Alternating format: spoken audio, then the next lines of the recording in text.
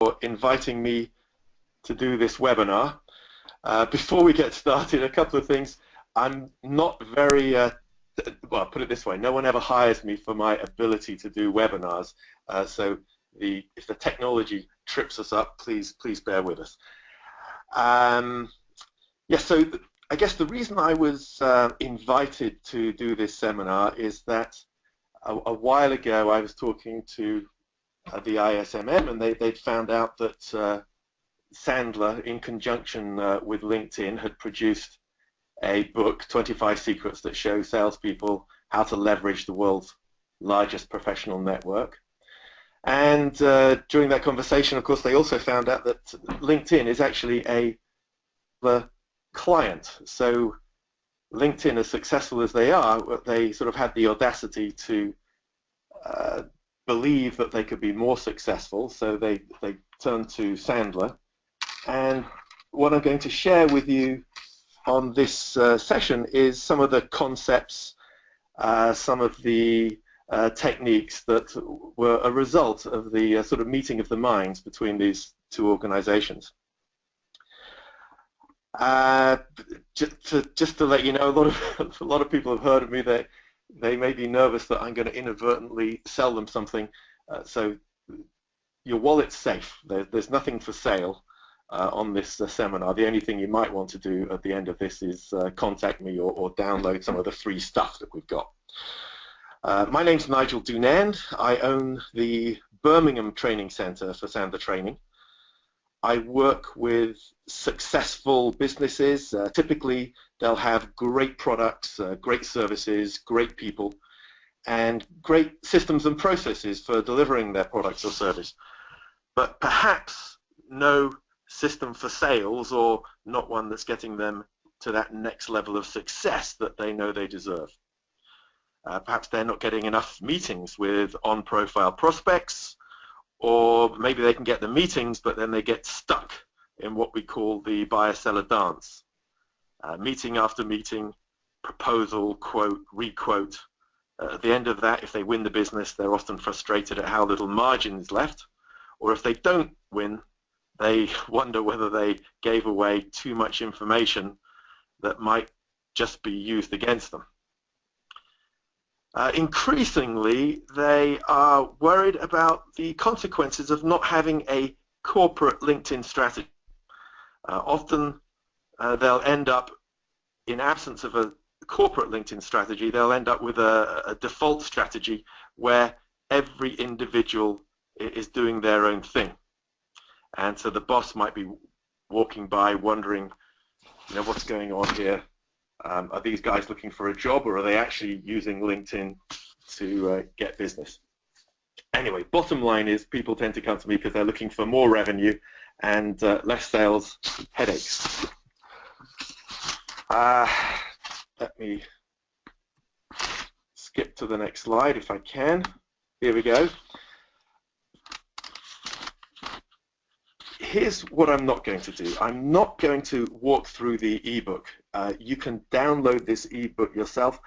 Secondly, I'm not going to talk too much about the mechanics of LinkedIn. I'm going to assume that, rightly or wrongly, if you're on this seminar, you at least know how it works. But as I said before, I will share some of the mindset techniques and behaviors that have come out of a meeting of the minds between Sandler and LinkedIn. So whether you're a salesperson, or you manage salespeople, or you're the owner, you might want to get your note, paper, and pen ready. I'm going to start off pretty slow and then be going a mile a minute by the end. And feel free, if any of you feel inspired, to mail me your actions or lessons learned. So before we talk specifically about LinkedIn, I'm going to share with you, as we shared with LinkedIn, the organization, what we see as the traditional sales approach. And I don't know what approach you do use for selling. You probably have quite a sophisticated one. But if you've ever felt yourself asking questions like, gosh, have I wasted a lot of time chasing a prospect? Have I ever felt subservient to the prospect, to the customer? Do I discount in order to attempt to win business? Do I have to discount the pricing? Do I struggle sometimes to get to the boss? Perhaps you hear a lot of people saying things like, wow, that's great, but not right now, I need to think about it. Or if you just spend a lot of time quoting and hoping, then, oh yes, and so here's a classic one. You've got a really hot prospect, they're very interested, they're all keen and eager, you send out the quote, you do the presentation or something, and then when it comes around to following up, it's like these guys are in the witness protection program and you can't get a hold of them. So if any of those things ring bells with you, then you're in some version of what we call the buyer-seller dance. And here's how this thing goes. I'm going to whiz through these slides and do it. Here's how it goes. Down on the left-hand side, I'm going to outline here the traditional prospect system. We can spend a lot of time as prospects. We'll often approach something and say, gosh, really interested in what you have to say about that. Following that, we then, when we're a prospect or when we're in the buying role, we'll then ask for a bunch of information. Once we've received all that information, we end up essentially committing to nothing. Boy, that looks great, I'm interested, I'll get back to you. And then, of course, we'll then spend some time dodging that salesperson's phone call and just hoping they'll disappear after a while. If they don't, we'll disappear. So down the left-hand side there, that's what we see as typically the buyer or the prospect's system for buying. Now, when I first started out in sales years ago, I was told by my boss, and every book I read since then gave an outline of a process that I'm illustrating here on the right-hand side. It's not exactly what we do, but I'm showing it here on a single slide to show you how it is pretty much a mirror of the buyer system. So I was told, hey, Nigel, it's important that you go out and generate some interest amongst all the potential prospects out there. And at that time, this will date me, it might even involve sending a fax. It could involve sending a letter. It could involve trade shows. It might involve the old-fashioned walk-in cold call, or again, a telephone call. And I got pretty good at generating interest. Next step, once that we've generated some interest, I was told, hey, Nigel, once you've got someone that's warm, you've got to do a really good job of telling them what we could do from them, presenting our company in the best possible light. That might involve telling them all about our wonderful features, advantage, benefits, and unique selling points, etc. And of course, I wouldn't leap directly to that. I would tend to ask them some open questions up front. But if I'm honest with myself, I ask pretty leading open-ended questions. So it would be questions like, how important is quality to you? And I used to love that one because we had a 5-year warranty on our products. So if they said, oh, very important, then of course what I would present to them was our 5-year warranty. So that's what I mean by leading open-ended questions. The result of me then doing this presentation would often be more presenting. They would have some sort of objection, some sort of stall. Boy, that's really great, Nigel, but you have it in blue. Or, wow, that's really good, but if we order 10 of them, can you sharpen up your pencil? Which really involved me just doing more presenting. At the end of that, they would tell me, that's really good, we love it, we'll get back to you, or some such encouraging, polite noise. And then I would then be stuck doing the follow-up. Now, we're not saying the system doesn't work, it does. It requires a lot of hard work and a lot of effort, but it gets results. So what we talk about when we talk to people like LinkedIn is just be aware that this can be this process that you're stuck in, and ask yourself, do I have a system for selling, or am I actually defaulting to the buyer's system for selling? So just to manage your expectations, I'm not going to go over the Sandler system for selling. You can read that in a book, and I've got a free book included in the free stuff at the end of this. And I happen to think it's a good system, but I'm biased. The question you might like to ask yourself is, do I have a system for selling, or am I defaulting essentially to the buyer's system for buying? Here's another way of looking at it. In the traditional approach to sales, we have a psychological relationship that is often described as a parent-child relationship, one up, one down type relationship. The prospect's position, the buyer's position is, I'm not sure if I trust you. In any case, I have the money, I can choose who I buy from, I'm in charge. I'm going to, now they won't tell you this, and they might not even think it out aloud to themselves, but at some level they might also be thinking, I'm going to hide my general disdain for salespeople because I want to get their information. And because I've got the money, I've got the power, they had better play ball. Now, in this psychological relationship, the parent-child relationship, the salesperson often might feel slightly subservient, and their mindset might be, gosh, you know, if I'm going to get an appointment, I'm going to have to cajole or beg an appointment. So traditionally, we might call someone up and say, John, I'm going to be in your neighborhood next month or next week. Are you available to see me in the afternoon on Tuesday or in the morning? And by the way, I've got some new stuff to show you. I'd like to come in and spend 10 minutes on this. Oh, and we even have a special offer on a couple of stuff, a couple of different items. So these are different ways that we might, if we're not careful, we might beg an appointment.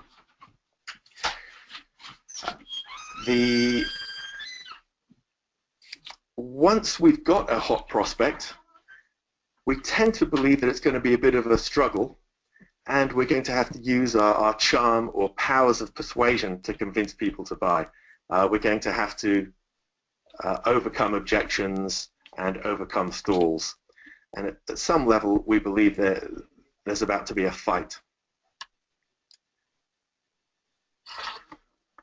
And I'm sharing this stuff with you because it's important when we come to how we use LinkedIn. We're going to use it in a very different way from what possibly we're used to, because I'm looking to change the whole psychology of the relationship between the salesperson and the prospects. One where it's more of a trusted advisor approach. So the trusted advisor approach is very adult. The mindset is, hey, I'm okay, you're okay. The trusted advisor focus on the process, not the outcome. So whereas a salesperson might be focusing on trying to get a yes because they want the sale, the trusted advisor is focused on a process that's going to uncover the truth.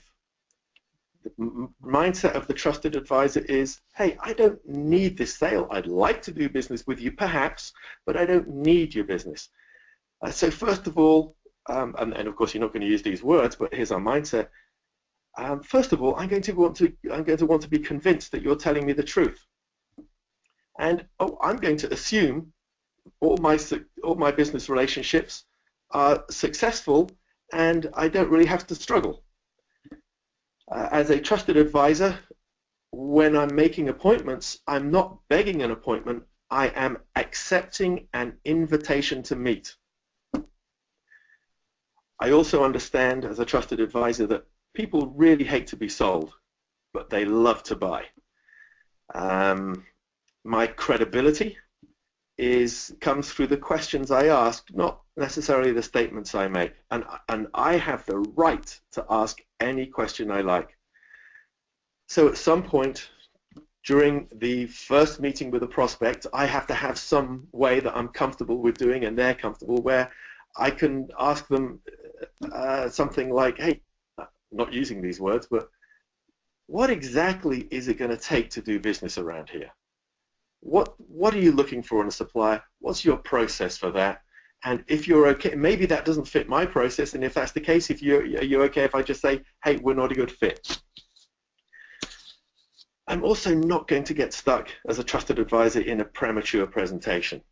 And we've got a picture here of someone in the medical profession.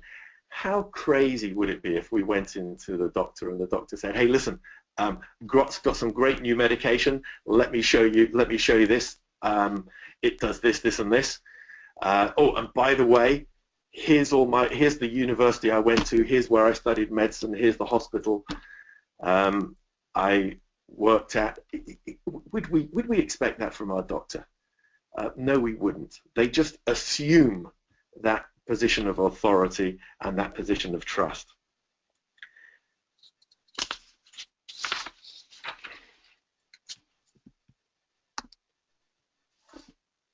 So how does this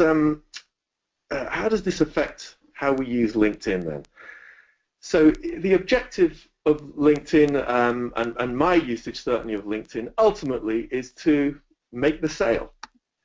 I'm going to want to be involved in some activity that's going to make a sale with some people within an acceptable time frame.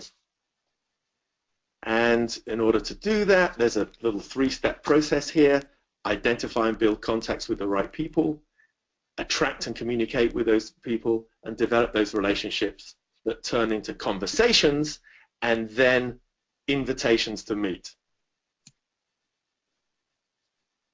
Here's a couple of common mistakes, I think. So the first mistake that people make when they're on LinkedIn is that they will have a profile that is what we might call a promotion strategy. This is where we're shouting how great we are, how wonderful we are, and you really should be talking to me. I think if we've ever been on the end of someone shouting at us, we know that our instinct is to cover our ears or walk away. So when you look at your profile, is it a client attracting profile, or is it a promotional profile? We'll talk a little bit about this later on, but if your profile is full of unique selling pointers and feature advantage benefits, it's probably a promotional strategy. And you might want to retweak it.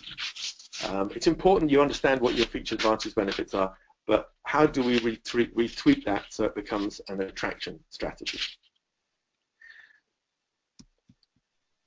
Now, if you are serious about using LinkedIn, then you're probably already using a lot of their search features, and you may even have upgraded to the free version.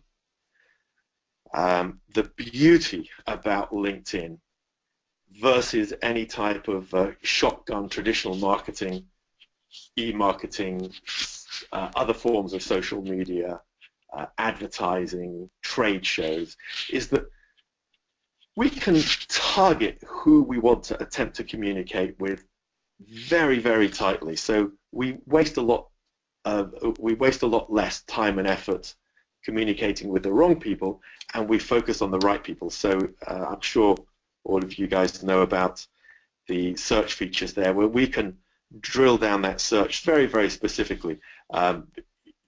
35 miles away from the postcode you want, the company size, the position, seniority of the person. And in conjunction with other forms of data, I use Dudil a lot, we can position ourselves to call at the top of the organization to the decision maker every time. I also, personally, I use InMail. I get 15 a month on the upgraded package I use, and this this I'll talk a little bit about later on, but this enables you to target people outside of your network and at least start to approach them.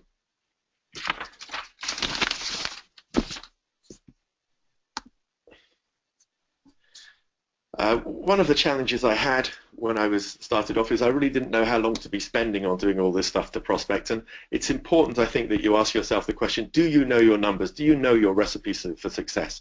So, for example, my numbers are 12, 5, 3 per week.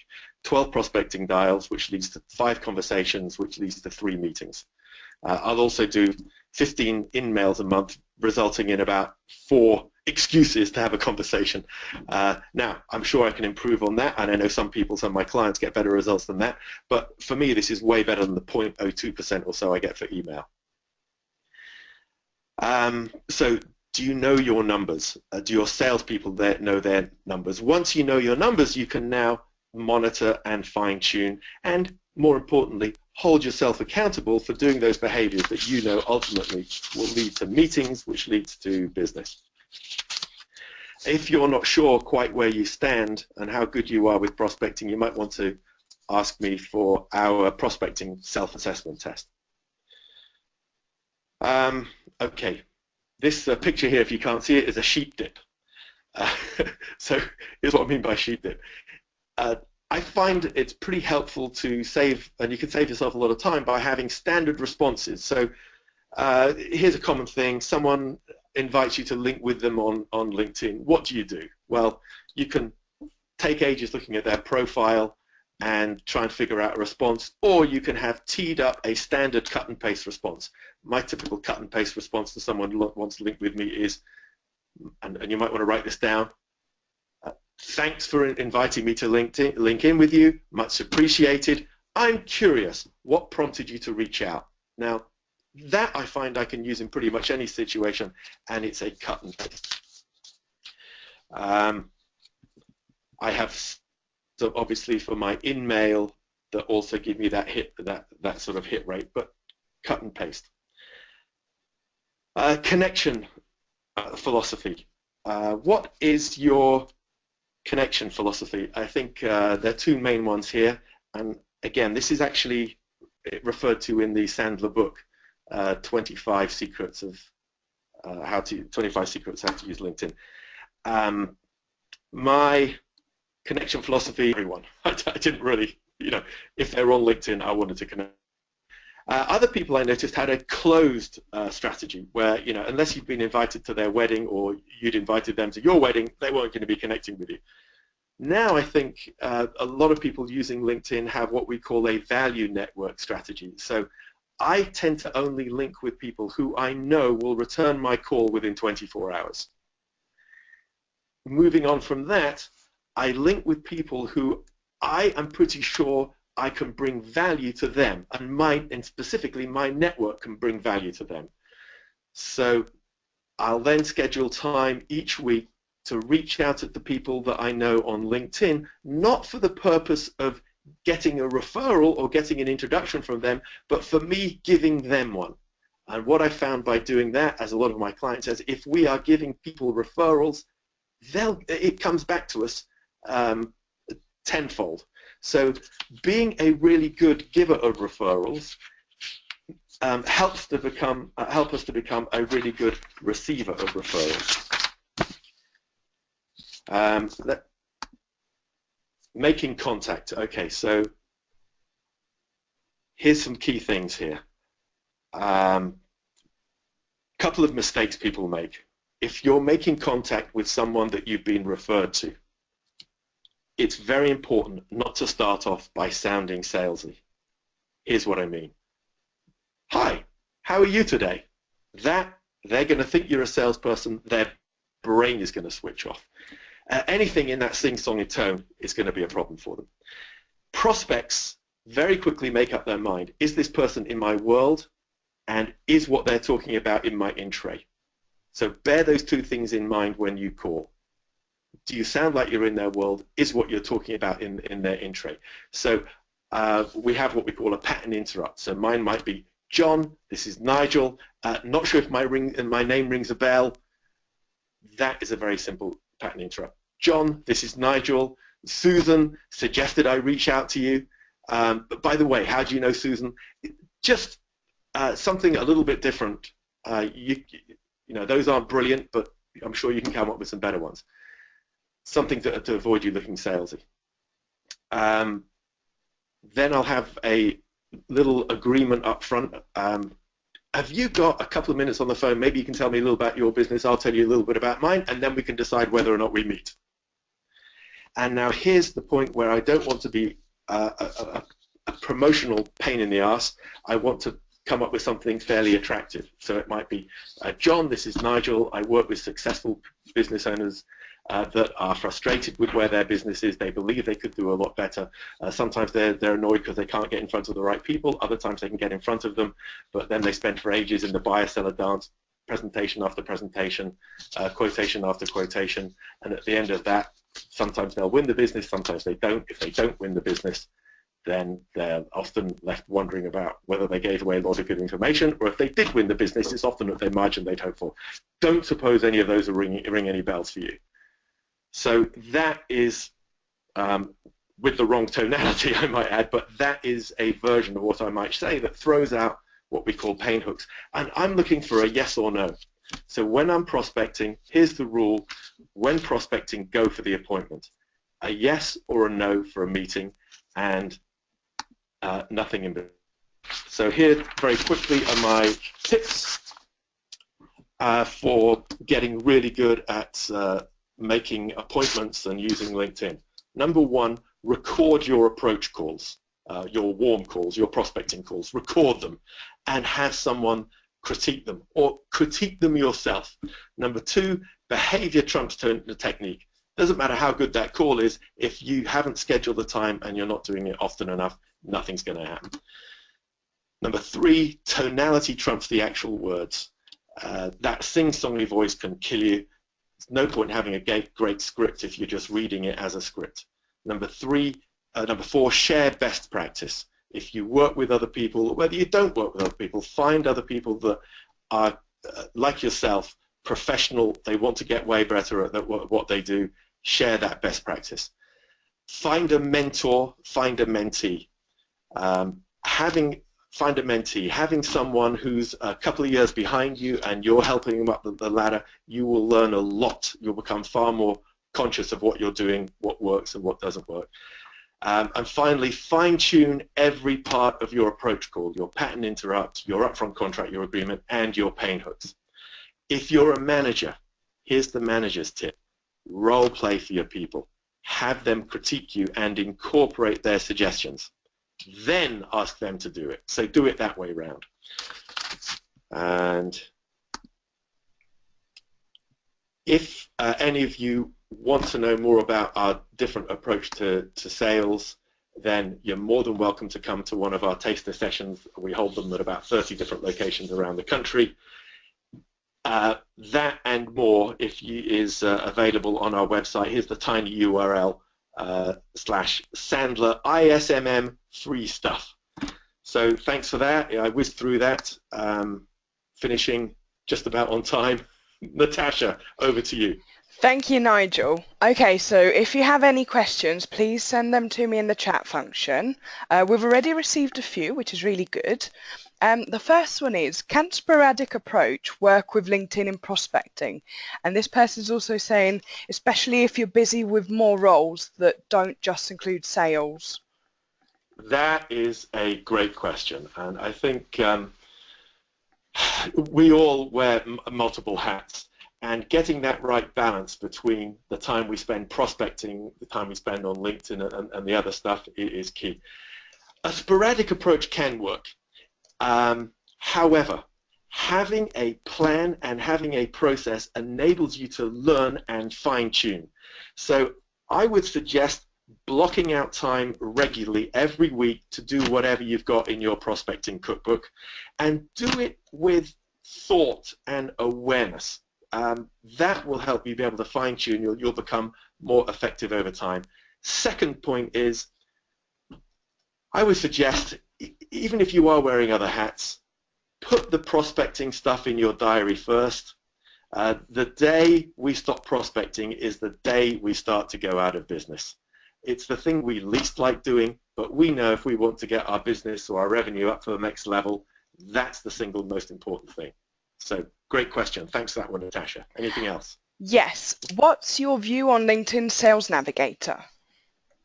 LinkedIn Sales Navigator. Here's where I've got to confess I'm not a LinkedIn Sales Navigator expert. So this wasn't Harriet that asked that question, was it? No. Oh, good. All right. Okay. Good. Anyway, there's a lady on the phone called Harriet, and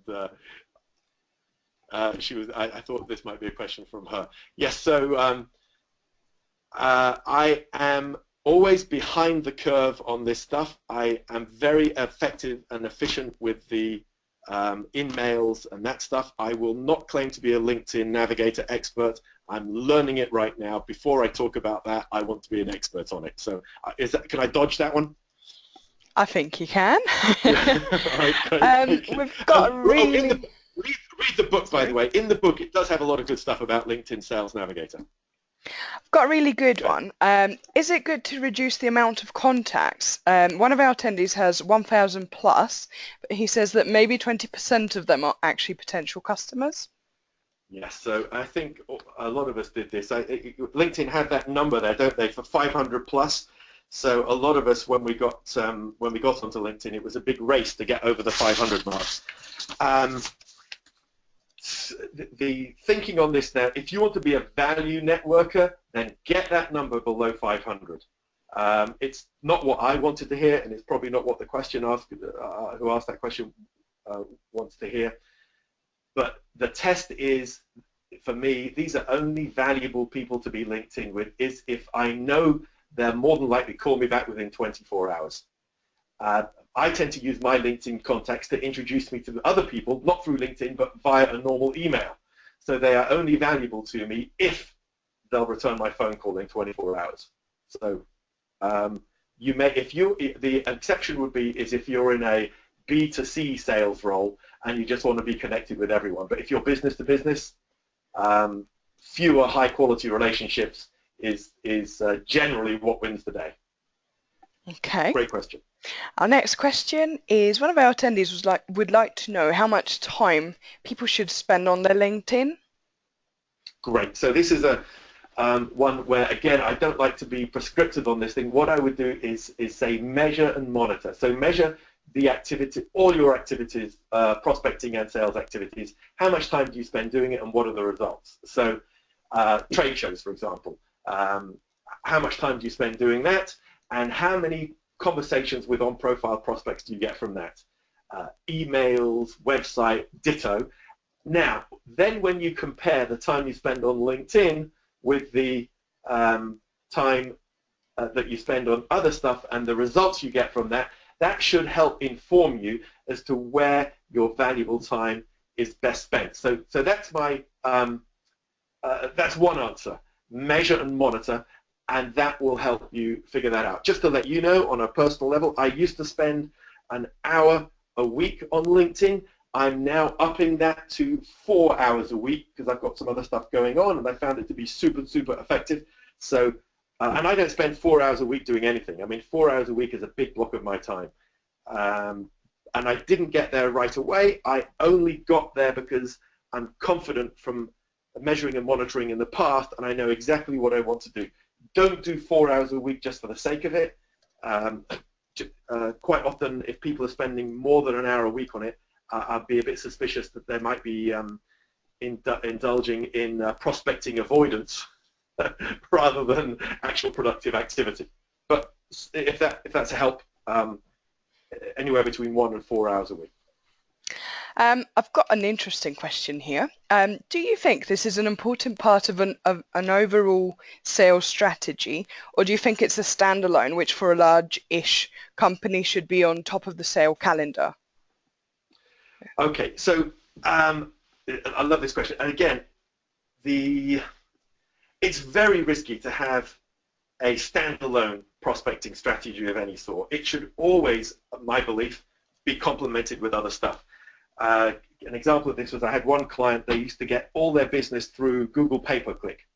Google then changed something in their in the way they operated, and their leads dried up. So no matter how well any one thing is working, I would not put all my eggs in one basket, and I would have a mixture of stuff. LinkedIn works best when it overlaps with other stuff. So for me, for example, I'll spend time on LinkedIn, but a lot of the time I'm linking in with people. They'll also mention to me that they happen to see me do a talk at a trade association, or they saw a blog post that I did, or they read a white paper that I wrote, or one of their friends mentioned me to them. So having that really helps soften the beaches for all my prospecting activity. So, and when I talk to my clients, that is generally deemed to be best practice. Don't have any one thing as a standalone strategy. Have it link in with everything else that you're doing. For example, I even do a mailing thing. So I do a mail shot to someone that I've already attempted to link in with, or I've sent them an email, and then they get a mail shot, and then I follow up with a phone call. That gives me, mixing those things up, LinkedIn, email, phone call, snail mail, is a multi-touch targeted approach is, and if you want to know more about that, let me know, but that's what we found for most people works best. Okay, this is a really interesting one we've got. One of our attendees says that one of their directors is concerned that LinkedIn connections give away too much to competitors and lead to poaching approaches, which can be a distraction. What's your view on this? Well, yeah, so, by the way, we're running over time. Is that all right? That's absolutely fine. We're happy to take okay, questions. All right, great. So, yeah, and these are all great questions. So here's the deal on this. This is why we need, if you're part of an organization, we need a corporate LinkedIn strategy. If you don't have a company LinkedIn strategy, then don't feel bad about it. You're not alone. What I would suggest, before I give an answer to this, I would suggest the first step is, have your direct. We've got to figure out what the overall strategy is. You're right to be concerned about a lot of that stuff, but a lot of that can be mitigated so we get the best part of LinkedIn without the risks of the downfalls of LinkedIn. So there's a lot to that, so I couldn't attempt to answer it all, but I'm happy to talk offline about that. Okay, brilliant. We've got one last one for now. What do you think about the effectiveness of other social media like Facebook and Twitter? That's a great question. And again, the answer to that is measure and monitor. And if you're doing stuff on Facebook, you're doing stuff on Twitter, you're doing stuff on LinkedIn, and you are measuring the time you spend doing it, the money you spend doing it, if you're paying for your LinkedIn or upgrading to pay-per-click or anything, measure the time and the money, and then look at the output. And the output is not a sale. That's too far down the line, I would suggest. The output is a leading key performance indicator, such as conversations with on-profile people. If you do that and you are in a business-to-business sale, I can save you a lot of time on this thing. With most of my clients will universally tell me that LinkedIn works far better for them when they measure it than Facebook. There are some exceptions to that, but if you're B2B, business to business, then that's a good rule. The challenge I think we've got with the social media in general is that it's very easy for people to do. It becomes a very loud marketplace where a lot of people are shouting. So any of that broad-based stuff, your message can get very diluted, and that's why I think we see a huge drop-off in effectiveness. The more targeted you are, and LinkedIn enables you to be very, very targeted, the higher return we see on the time and money we invest, typically. But you measure and monitor that, and then you tell me the answer. I think that's it for now. Great. Thank you everybody for attending today's webinar, and thank you to you, Nigel, for taking the My time pleasure. to speak for us. Please join us in our next webinar on Monday the 14th of December, when Ashley Latta will be talking about overcoming customer objections. I wish you all a good day. That sounds great. This webinar will Natasha, before... Yes, go. Yeah, sorry, I didn't mean to walk over there. There's one thing I just meant to mention there is that there's on that last slide, there's a tiny URL /Sandler ISMM free, where if they click on that link, they'll have access to a bunch of the free stuff that I mentioned. And I think you're going to send this out afterwards, aren't you? Yes, I'll send you all a thank you email today, and there'll be more information, and there'll be information on where you can find the recording of today's webinar. Thank you all for your time. Have a good day. Bye. Thank you.